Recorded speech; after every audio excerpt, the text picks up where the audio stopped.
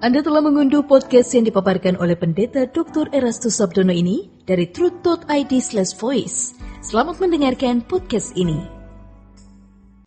Shalom, kebenaran pada hari ini, Senin 4 April 2022, bertema Dinikmati Tuhan.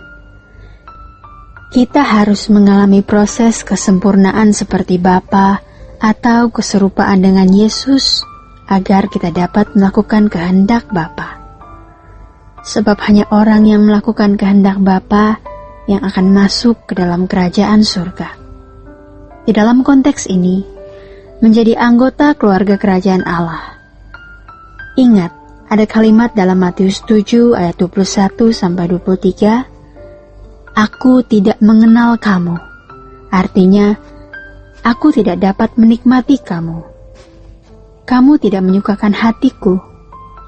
Kamu tidak menyukakan hati Allah Bapa. Kata mengenal di ayat ini menggunakan kata ginosko yang sejajar dengan kata yada dalam bahasa Ibrani di Kejadian 4 ayat 1. Kiranya kita bisa dinikmati oleh Tuhan. Ini harus menjadi ambisi kita yang kuat. Hal ini harus kita tegaskan sebagai peringatan bahwa kalau kita masih gagal menghayati dunia bukan rumah kita, yang ditandai dengan tidak adanya kerinduan terhadap kerajaan surga, tidak adanya kerinduan pulang ke rumah Bapa, berarti kita sesat. Rasanya tidak ada seorang pun yang ingin masuk ke neraka. Semua orang ingin masuk ke surga, tapi tidak merindukannya. Orang yang sesat adalah orang yang tidak tahu di mana rumahnya dan tidak menginginkan pulang. Di Lukas 15 mengenai anak terhilang, anak itu tidak suka rumahnya. Berarti ia tidak suka bapaknya juga. Kita harus menangisi, meratapi diri kita kalau kita tidak merindukan pulang ke surga. Bapak Ibu, maka jangan heran jika Tuhan menghajar kita dengan banyak kepedihan hidup. Kepedihan hidup itulah yang dapat membuat kita terangkat. Kita dikejutkan atau seperti badai. Supaya ibarat Raja Wali kena badai, ia akan terbang tinggi. Jadi kalau sekarang hidup kita dalam badai, itu agar kita bisa terbang tinggi. Keadaan sulit, kekecewaan, kepedihan hati membuat kita memandang surga. Anak yang terhilang di Lukas 15 ayat 18 mengatakan, "Aku akan bangkit dan pergi kepada Bapakku dan berkata kepadanya, Bapak, aku telah berdosa terhadap surga dan terhadap Bapa."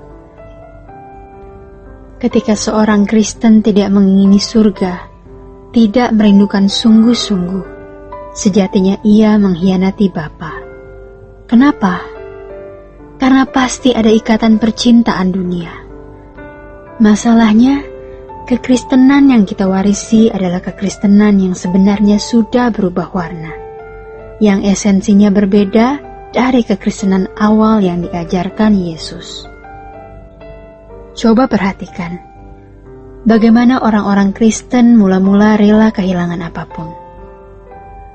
Dan sementara di bagian lain Tuhan juga berfirman, "Kasihilah Tuhan Allahmu dengan segenap hati, dengan segenap jiwa, segenap akal budi, segenap kekuatan."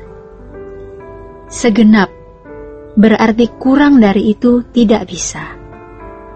Allah itu absolut dan pantas untuk dicintai, dihormati dengan segenap hati, jiwa, akal budi, dan kekuatan kita.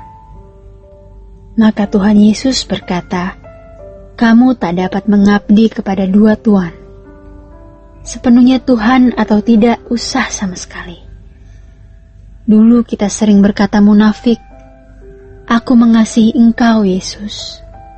Padahal Tuhan tahu bahwa kita hanya menginginkan kuasa-Nya, mujizat-Nya, berkat-Nya, perlindungan darinya, tapi kita tidak mengingininya. Betapa kurang ajarnya. Dulu kita tidak sadar Sekarang kita mulai sadar dan lebih sadar. Maka jangan berbuat salah lagi. Coba bayangkan, jika kita menghadap Allah, keadaan tersebut pasti dahsyat sekali dan membuat kita gemetar. Pada waktu itulah kita akan bisa mengerti bahwa memang Allah itu absolut. Cinta kita harus bulat sepenuhnya bagi Dia. Betul-betul kita harus mengingini Dia dan merindukan kerajaan Allah. Bapak Ibu, mari kita kobarkan cinta kita kepada Tuhan. Firman Tuhan mengatakan, terkutuklah orang yang tidak mengasihi Tuhan. Ini adalah standar yang harus kita capai. Jangan kompromi. Kita dikejar oleh diri kita sendiri.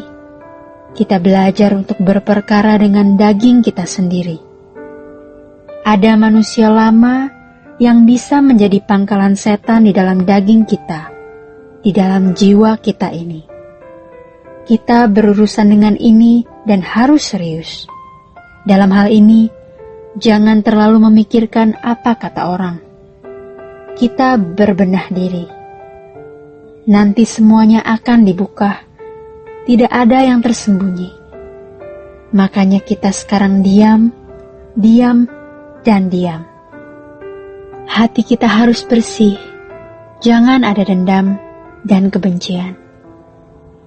Jangan ada dosa yang disimpan. Semua mesti dibereskan.